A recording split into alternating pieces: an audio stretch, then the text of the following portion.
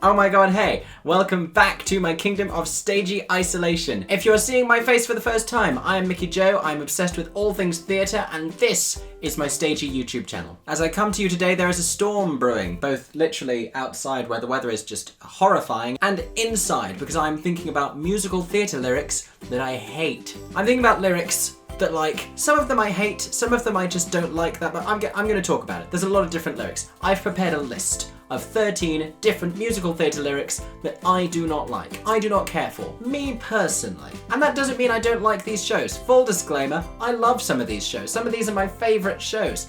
These lyrics, can't stand them. Hate them, drive me insane.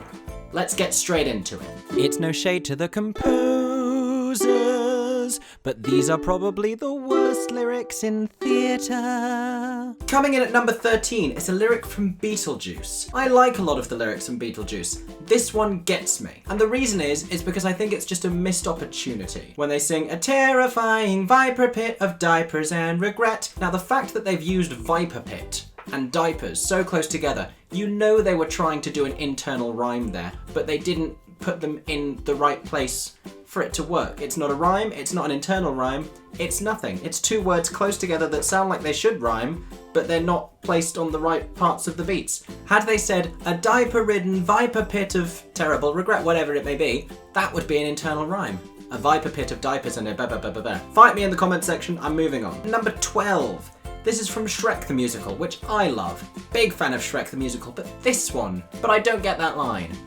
I'm a catch and a very gifted bowler. And why is she? I know it's like, because she's a catch and a bowler, so it's like, you know, the way to my heart is not sports metaphors. Is it baseball? Is that where you got a bowl? Is she talking about actual bowling? Like bowling balls? I don't know. Does she bowl? Is there a league of fairy tale princesses? Is it just me? Maybe it's just me. If there's a joke I'm not getting, please explain it in the comment section because clueless. Number 11 is Andrew Lloyd Webber's Sunset Boulevard, and it's the song Sunset Boulevard. I laugh at this song because it's the title song and it goes Sunset Boulevard, restless boulevard, and it's like he wanted to put it in the song, but there's nothing rhymes with boulevard, but it keeps coming back. So it's just like Sunset Boulevard, Jackpot Boulevard, Sleepy Boulevard, Hungry Boulevard. They just keep throwing adjectives out at it. And that would be excusable if he didn't do it again in the same show. In the song With One Look, Norma Desmond sings, to my people in the dark, still out there in the dark. What is that? What is that? You couldn't find a rhyme for dark. Number 10, something I really don't like in lyrics. For some reason, every English character in a musical ends up going Cockney, even if there's no reason for them to be Cockney. And one of these is Beadle Bamford and Sweeney Todd. He's quite posh and upper middle class, and he speaks properly. So when he sings Ladies in Their Sensitivities, there is no reason for him to sing the words meaning no offence it, happens they resents it, with an S on the end of resents. That's terrible pidgin English that if it was a poor character or like a street urchin, perhaps someone who is not educated, Beadle Bamford should not speak that way. It does not register with his social status. There's a disconnect. As a discerning British audience member, I don't like it. Why are we always Cockney? It's like in Kinky Boots when they go Cockney. That's not where that is. Number 9, while we're talking about mispronunciation, I'm talking about the song Here I Am from Dirty Rotten Scoundrels. If you don't know this show and this song, go and listen to it. Sherry Renee Scott is phenomenal and it's a great song. It's a great audition song for girls in musical theatre. But there's this bit at the end and there's no good way of pronouncing it because the rhyme breaks. Essentially, she sings, Veni vidi vici folks, let's face it, je suis ici folks. Veni vidi vici is not how you pronounce that, but not everyone studied Latin, not everyone knows that it's vici is how it should be pronounced, but it is an expression. It is something people say veni vidi vici, you get it on fridge magnets and strange mugs. It means I came, I saw, I conquered.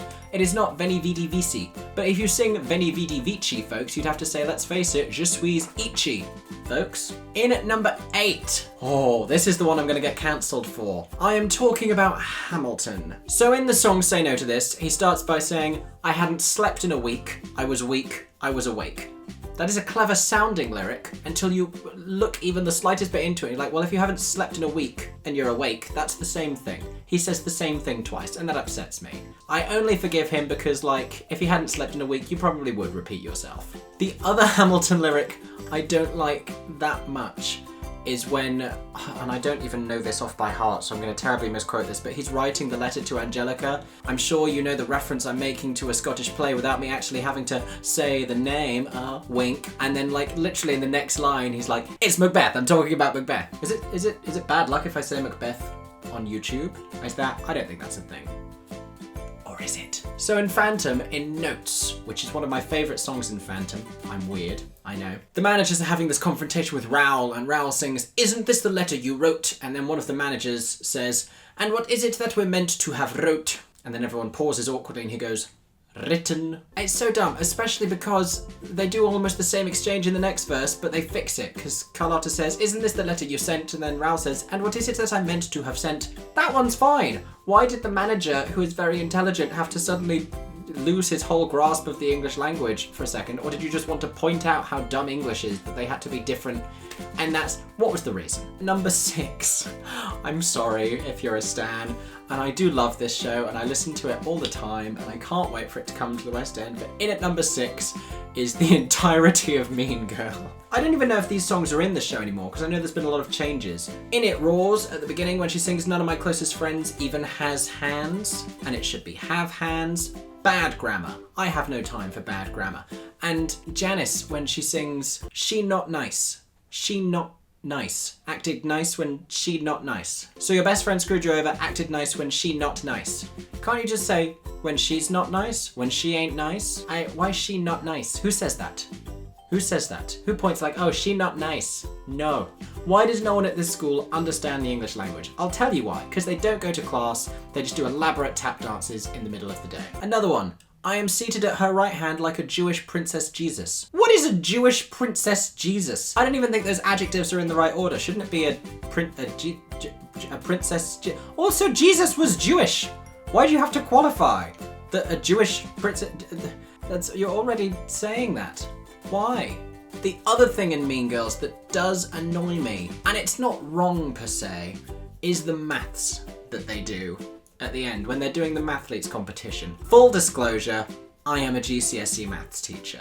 The maths isn't wrong, I don't think they do it so fast, and I never really fact check it. There's some things that sound questionable, but the sheer discrepancy and difficulty between the maths, like some of them it makes sense, they'd be things they'd have to solve, and then some of them are just the most obvious questions. When they say function x equals mx plus c, the question for that would have been so on a different scale of difficulty to most of the other questions they get. It just bothers me that it completely undermines my faith in this math championship. I will be perfectly honest. As I hear myself saying it now, it's weird that I care this much. In at number 5 is The Last Supper from Jesus Christ Superstar. I did this show. I hated this song. I recently saw it again, and I still hated this song. It's something about the way the lyrics fit onto the melody that just makes me hate it. I can't qualify it any more than that. Always thought that I'd be an apostle, knew that I would make it if I tried. Already a dumb lyric, let's be honest. Moving on. Then when we retire, we can write the gospel so they'll still talk about us when we've died. Bum, bum. Dumb. Hate the way it falls there. It's just so like, oh, and then we're gonna die, but fine, because we'll be in a book. It's just such a dumb fit of the lyric to the melody. It just sounds so casual when they say like, when we died, like, oh yeah, and then later we'll die. What's that about? Tim Rice. Sir Tim Rice. Really? Number 4. I'm still not over this. I saw this at the theatre and I had a mental breakdown. So I went to go and see the reinterpreted version of Company, the one that's meant to be playing on Broadway right now, played in the West End with Rosalie Craig. And they changed the character of Amy to Jamie, so they'd make it a gay couple. Here for that, love it, enjoyed the performances. The lyrics at the start of Not Getting Married Today, basically I spent the whole show listening through and being like, oh, that lyric's changed and that lyric's changed, because I've seen it 3 times before. I've seen 3 different versions. I know the show very well. And as they're getting into that beginning bit, he would normally sing, today is for Amy, Amy, I give you the rest of my life, to cherish and to keep you, to honor you forever, today is for Amy, my happily soon-to-be wife. Life would rhyme with wife. So as they're approaching that bit, I'm thinking, oh, this is going to change. This is going to be different. So I'm listening out, and the first thing he sings is, today is for Jamie. Jamie, I give you the rest of my days. So I'm like, scanning through my Rolodex of rhyming. I'm like, what rhymes with days? And I'm like, are they going to rhyme it with gays? Is it going to be bays? I don't like any of the options that are coming to me. He sings, to cherish and to keep you, to honour you forever. I'm still panicking, thinking of what it's going to be. Today is for Jamie, my lover, my partner. So much suspense. My life. It doesn't rhyme! It doesn't even rhyme! They changed it for something that doesn't rhyme. And the only reason they had to change it is because they took life from the first line. They can't say, today is for Jamie, Jamie, I give you the rest of my life, and then rhyme it with my love and my partner, my life. What? What? What? So they changed it from wife, and they're like, oh, what should we change it to? Life. Oh, but the first line was life. Just won't rhyme. Just won't rhyme. Like, Stephen, were you bored? In at number 3 is a song from Rent. If this isn't the song you skip on the Rent motion picture sound recording, you are lying to yourself. And it's not just that it's the most boring song in Rent. It's that it's the most boring song in the history of musical theatre. And it comes in the middle of one of the best. It stops La Vie Bohème so they can go and do that, and the whole time we're like, yeah, La Vie Bohème. Oh God, this song. And we wait, and we wait. And my issue with this particular lyric is it's so slow. It's already so slow, this song, and it just feels like time grinds to a halt. I should tell you, I should tell you, I should tell you.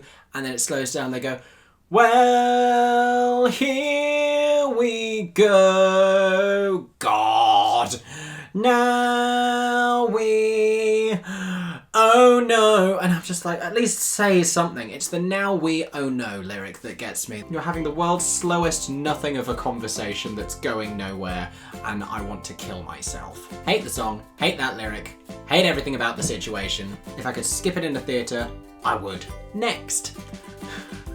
I hate this lyric, but I love that I hate it. It's in Legally Blonde the musical. I didn't even realise how dumb this was for a long time.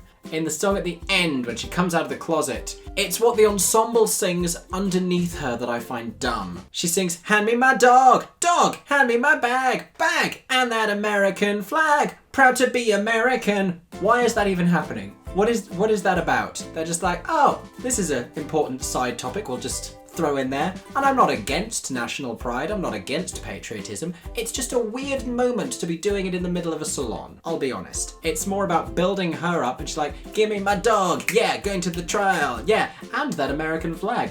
Proud to be American. It's like product placement for the country. It's like Legally Blonde as the musical is sponsored by the concept of America. Is it? Is that possible? Can I get sponsored by America? Proud to be American. Listen, although not right now. No. Vote Biden. That is not an endorsement I was expecting to make in a worst lyrics on Broadway video. And that brings us to our number 1 worst lyric in any Broadway musical. And it's technically 2. They're both from Jekyll and Hyde. It's the song Murder Murder, and this is famously bad lyrics, and I do love it, and it was the first musical I was ever in on stage, and it is just atrocious. I love so much of this score, and I love so much of this show. And this song, it's just, if a song could be having a good time, I feel like this song is having a good time, but the lyrics are so gloriously awful. I could talk about this song at length and all the lyrics. I've picked out 2 of really the worst. And it's someone says, read about the worst 2 murders, much worse than the first 2 murders. That makes the murders 3 and 4. I'll slow that down for you. Read about the worst 2 murders, much worse than the first 2 murders. That makes the murders 3 and 4. Thank God he's there. I was struggling with the counting. And then you know when a lyric is so great you have to repeat it. Read about the worst 2 murders, much worse than the first 2 murders. That makes it murders 3 and 4. That makes it murders 3 and 4. As if the most important thing for the audience is knowing the exact number of murders that have happened during this song. Like someone in the middle has gone, oh, thank God, because for a second, I'd lost count. And then, as if that's not enough, insult to injury, there comes the iconic line, to kill outside St. Paul's requires a lot of balls. There's nothing to say. But that is the worst lyric in musical theatre history. If you disagree with me, don't even comment in the section, because there is no disputing that, honestly, how terrible that lyric is. But if you think you know one that is worse, drop it in the comment section down below and we can discuss. Again, not hating on any musicals. All of the shows I've listed are great shows that happen to contain these lyrics. Let me know what you think. Do you love these lyrics? Are there other terrible lyrics I've missed out? Let me know your favorite awful lyrics down in the comments section below. Thank you for watching my video today. I hope you have enjoyed it. If you did, make sure to subscribe to my Stagey YouTube channel where there is plenty more content coming very, very soon. I hope that everyone is staying safe and that you have a stagey day. For 10 more seconds, I'm Mickey Joe Theatre. Oh my god, hey. Thanks for watching. Have a stagey day. Subscribe!